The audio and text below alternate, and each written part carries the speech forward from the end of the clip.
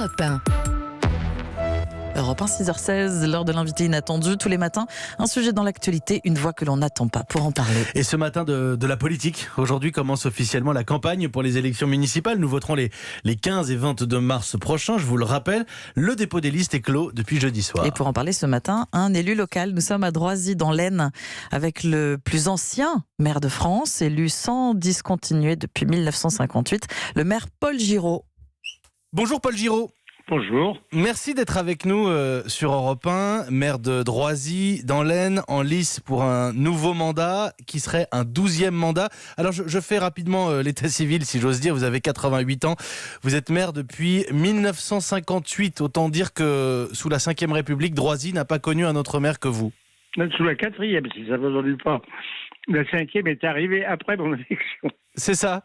Vous avez été élu sous la... Vous avez connu René Coty. Exactement. Vous aviez une photo de lui à l'époque, ça se faisait déjà ? Ah ben on devait... Oui, bien sûr, il y avait des photos. On ne l'aimait plus depuis 2 ou 3 fois dans la mairie de Droisy, mais on avait une photo de Coty. Oui, il y avait une photo de René Coty. Donc je disais, sous la 5e République, Droisy n'a pas connu un autre maire. Et pourtant, vous êtes devenu maire presque par hasard, Paul Giraud. Non, c'est pas vraiment par hasard, c'est parce que le poste de maire était devenu vacant et que presque par tradition, le gros cultivateur, entre guillemets, du village était élu maire, entre autres parce qu'il avait le temps, parce qu'il avait la relation et parce qu'il avait une voiture. Ah, c'est la voiture qui a joué. Non, pas que ça, mais si vous voulez, c'était celui qui avait le plus de moyens d'avoir des relations extérieures. Alors, vous avez, je l'ai déjà dit, 88 ans, vous aviez 26 ans lors de votre première élection, 62 ans que vous êtes maire. C'est bête comme question, mais qu'est-ce qui a changé ? Eh ben, il y a beaucoup de choses qui ont changé. D'abord parce que le village, autrefois, c'était un village qui vivait d'une certaine manière sur lui-même. Il y avait 3 exploitations agricoles.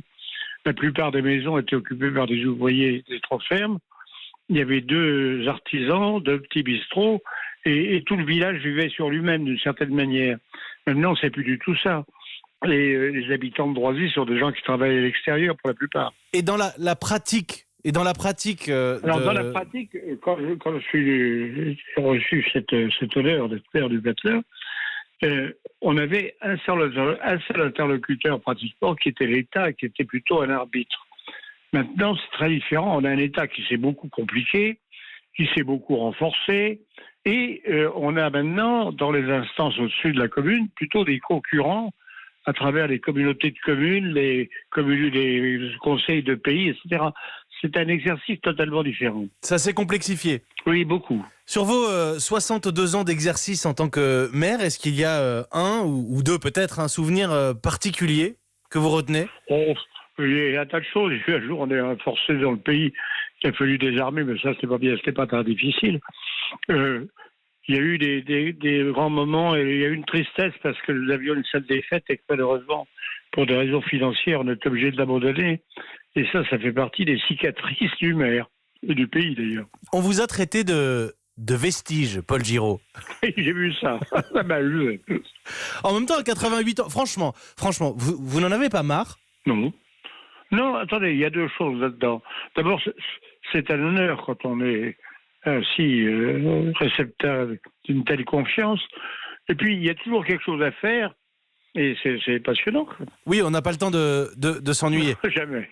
Vous avez, je me permets la question, mais vous avez la force encore de rembrayer pour 6 ans de mandat ? Écoutez, le bon Dieu m'a laissé une santé convenable, alors c'est très bien.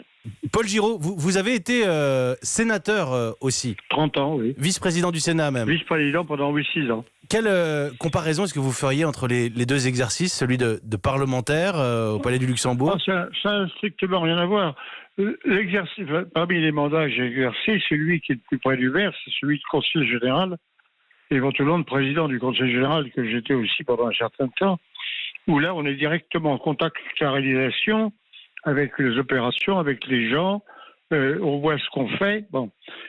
Quand vous êtes sénateur, vous êtes là pour contrôler le gouvernement, ce qui n'est pas toujours facile, et pour faire la loi, ce qui n'est pas toujours simple non plus. Mais c'est complètement différent. vous n'avez pas de responsabilité exécutive dont vous voyez le résultat tout de suite. Et si je m'appuie sur votre expérience, du coup, parce qu'on répète, nous, souvent, que le maire reste le dernier politique qui a grâce aux yeux des Français, celui dont ils se sentent le plus proches. Les municipales, d'ailleurs, ont souvent de jolis taux de participation. Mais à vos yeux, qu'est-ce qu'il faudrait changer ? Je crois qu'il faudrait arrêter l'invasion généralisée de la proportionnelle dans les élections. Moi, je ne crois qu'à l'élection. J'ai été une fois élu à la proportionnelle pour des régionales. Je ne m'en suis pas vraiment remis.